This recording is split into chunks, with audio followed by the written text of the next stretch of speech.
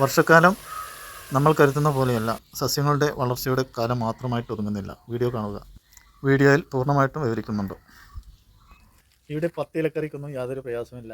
നമ്മൾ പറമ്പിലേക്കങ്ങ് ഇറങ്ങിച്ചെന്നാൽ യഥേഷ്ടം ഇലകൾ വന്ന് സഹായിക്കും. പിന്നെ അതിൽ ചേർക്കാനുള്ള പച്ചമുളക് എല്ലാം നമ്മൾ പറമ്പിൽ നിന്ന് തന്നെ ശേഖരിക്കാം. ആദ്യം നമുക്ക് മത്തൻ്റെ ഇലയിൽ തന്നെ തുടങ്ങാം. യഥേഷ്ടം ഇലകളായിട്ട് പൂവായിട്ട് നമുക്കിവിടെ ലഭിക്കാനുണ്ട്.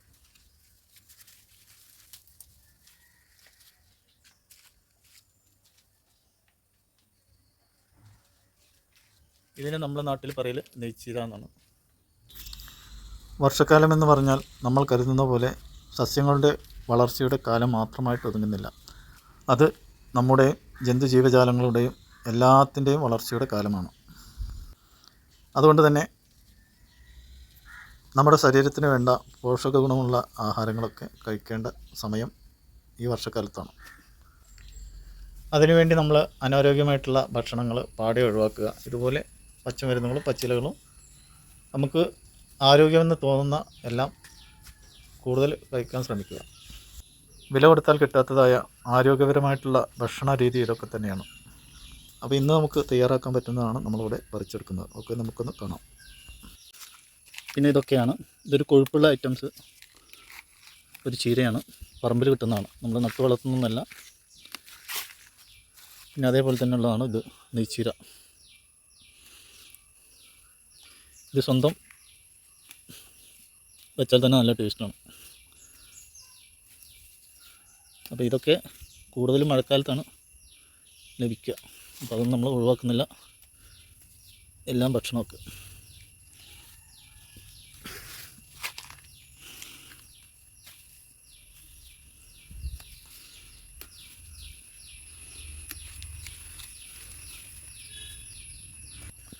പിന്നെ ഇത് ചായ മനസ്സാണ്.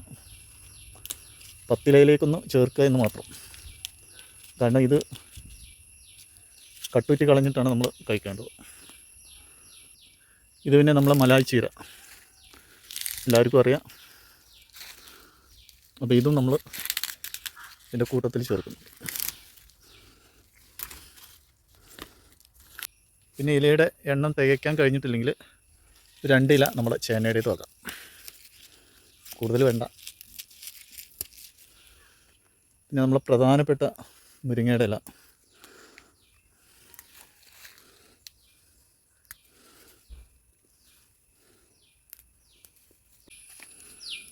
പിന്നെ നമ്മുടെ കുമ്പളം,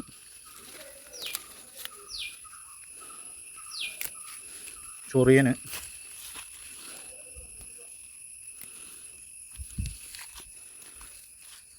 പിന്നെ നമ്മളെ മൾബറിയുടെ 2-3 തളിരില. അപ്പം ചീരയുടെ കുറച്ചില. ചീരയൊക്കെ മഴക്കാലം വന്ന് കേടുവന്ന് തുടങ്ങി. ഇതിലൊക്കെ ശ്രദ്ധിക്കേണ്ടത് പച്ചില ആയതുകൊണ്ട് പുഴുക്കളും പഴുതാരകളൊക്കെ ഉണ്ടാവും. അപ്പോൾ അതൊക്കെ നല്ലോണം ശ്രദ്ധിക്കണം. അതിനുവേണ്ടി ഓരോന്നും എടുത്തിട്ട് റെഡിയാക്കി പിന്നീടാണ് നമ്മൾ കഴുകേണ്ടത്. കഴുകി കഴിഞ്ഞാൽ പിന്നെ പ്രത്യേകിച്ച് പണിയൊന്നുമില്ല. ഒന്ന് അരിഞ്ഞ് വറവിടുക, അത്ര തന്നെ. അപ്പോൾ ഇതൊന്ന് തിരഞ്ഞെടുക്കാം. അപ്പോൾ ഇതൊക്കെ നമ്മൾ പുഴുക്കളൊക്കെ നോക്കി വേർതിരിച്ച് വെച്ചപ്പോൾ നമുക്ക് എണ്ണത്തിൽ കൂടുതലായിട്ടാണ് കിട്ടിയിട്ടുള്ളത്. 12 കിട്ടിയിട്ടുണ്ട്. അപ്പോൾ ഏതായാലും 12 രുചിയും കൂടി നമുക്ക് ഒരു രുചിയാക്കിയിട്ട് ഇന്ന് കഴിക്കാനാണ് നമ്മളിവിടെ തയ്യാറാക്കിക്കൊണ്ടിരിക്കുന്നത്. അപ്പോൾ ഇനി ഇത് ഓരോന്നായിട്ട് നമ്മൾ നല്ല രീതിയിൽ വൃത്തിയാക്കി കഴുകുക. അതിൽ ചേർക്കാനുള്ള പച്ചമുളക് കിട്ടിയിട്ടുണ്ട്. പിന്നെ പാകമായിട്ടുള്ള കക്കരിയൊക്കെ കണ്ടപ്പോൾ അതും അങ്ങോട്ട് പറിച്ചെടുത്തു. അപ്പോൾ കൂടുതലായിട്ട് പറയാനുള്ളത്, നമ്മുടെ അയൽവക്കത്തൊക്കെ ആരെങ്കിലുമൊക്കെ പത്തില തേക്കാൻ കഴിഞ്ഞിട്ടില്ലെങ്കിൽ ഇങ്ങോട്ട് പോന്നാൽ മതി, ഈ പറമ്പിലേക്ക്. നമുക്ക് 10 അല്ല 12, 13 തേച്ച് കൊണ്ടുപോകും. കാരണം ചിലരൊക്കെ ഉണ്ട് പത്തിലക്കറി എന്നൊക്കെ പറഞ്ഞ് ഇങ്ങനെ നടക്കാറുള്ളത്. അപ്പോൾ ഇലക്ക് ക്ഷാമം വരുന്നുണ്ടെങ്കിൽ ഇവിടെ വന്നാൽ മതി. നമ്മളെ വീട്ടിൽ ഏകദേശം 10 ഇലയും 12 ഇലയൊക്കെ കിട്ടും. അപ്പോൾ ഇനി ഇതൊക്കെ ഒന്ന് കഴുകിയെടുത്ത് തയ്യാറാക്കാം.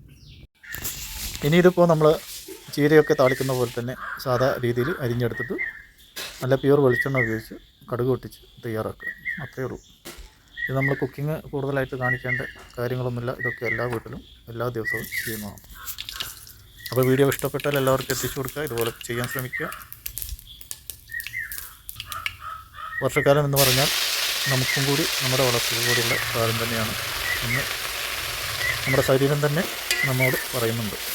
കാരണം നല്ല തണുപ്പുള്ള കാലവും ഉന്മേഷവും മനസ്സിന് സംതൃപ്തിയും എല്ലാം കൊണ്ടും നല്ലൊരു കാലം തന്നെയാണ് നമുക്ക് കിട്ടുന്ന ഈ 6 മാസത്തിൽ ചില നിമിഷങ്ങൾ. അപ്പോൾ ആ നിമിഷങ്ങൾ നമ്മൾ കാര്യമായിട്ട് ഉപയോഗിക്കുക. കണ്ണിനും മനസ്സിനും ശരീരത്തിനുമെല്ലാം ഒരുപോലെ ഉന്മേഷം തരുന്ന കാലം തന്നെയാണ് നമ്മുടെ ഈ വർഷക്കാലം.